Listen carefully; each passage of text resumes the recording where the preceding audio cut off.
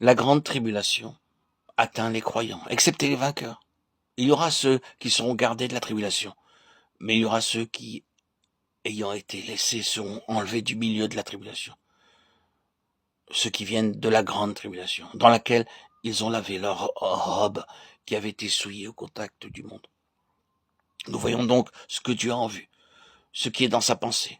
Nous voyons que le temps de la fin va être marqué par cet événement central, la constitution d'un groupe spécial, d'une phalange de vainqueurs.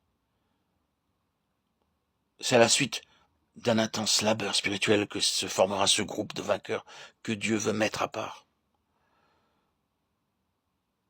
En se réservant ce corps d'élite et en l'enlevant auprès de lui, Dieu s'apprête à réaliser son dessein initial, sa pensée originelle.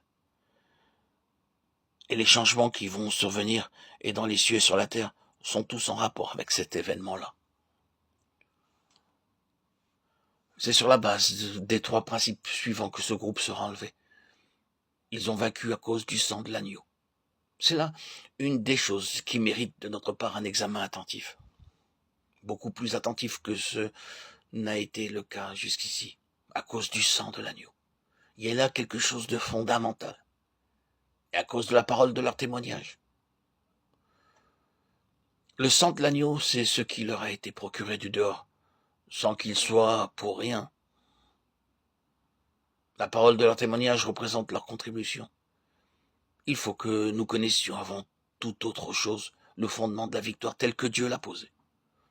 Ensuite, notre part de la victoire, la parole de notre témoignage, comment elle est un instrument de notre victoire.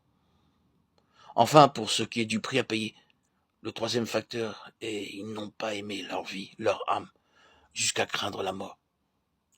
Telle est, à mon avis, la situation dans laquelle nous sommes maintenant. Peut-être en ce moment, nous avons, nous, que le commencement. Nous y entrons sans doute. La lutte est si intense et la pression si forte qu'il semble quelquefois qu'on ne puisse pas en supporter davantage. Bien-aimés, est-ce que vous réalisez la portée de cette bataille? Avez-vous mesuré l'énormité de l'enjeu?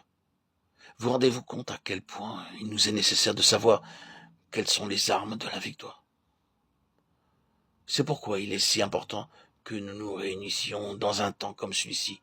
Ce n'est pas simplement pour emmagasiner des vérités que nous sommes ici. À Dieu ne plaise.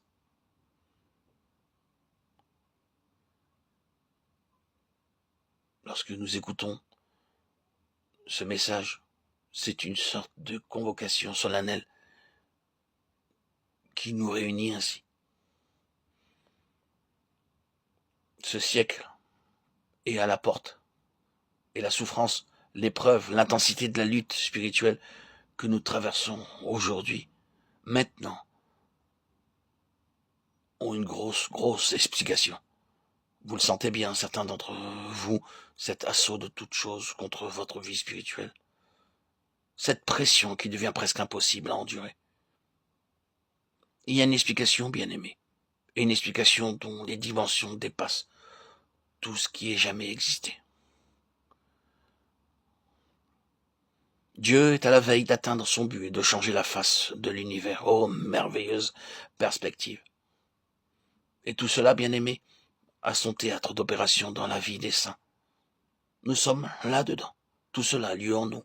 Peut-être pensons-nous quelquefois que la lutte serait beaucoup plus facile si nous voyions un dragon dressé devant nous.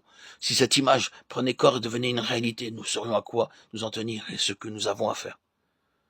Mais c'est cette tension spirituelle, ce fait d'être constamment aux prises avec quelque chose qui se présente, non pas sous la forme pure et simple d'un antagonisme à ciel ouvert, d'un corps à corps avec l'ennemi, mais qui vient à nous le plus souvent dans ce que nous appelons les choses de tous les jours, les circonstances domestiques, les affaires.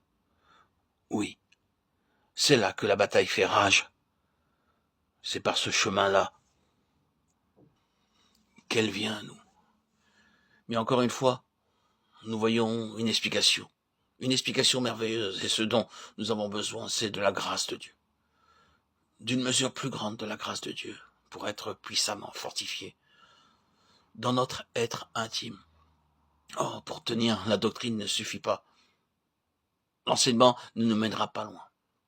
La lumière en tant que lumière seulement n'est pas toujours l'équivalent de la puissance. Non. La puissance, c'est la capacité de tenir jusqu'au bout. Ce n'est pas la lumière qui nous tient debout. La lumière peut nous aider à voir notre chemin, mais ce qu'il nous faut, bien aimer, c'est, avec la lumière, une force qui vienne d'en haut. Dans un temps comme celui-ci, il nous faut, pour tenir, rien de moins que la puissante intervention de Dieu dans notre homme intérieur.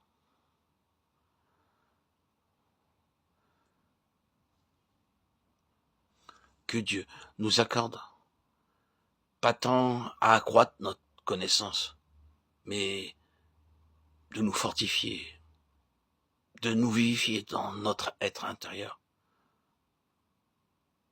par son esprit,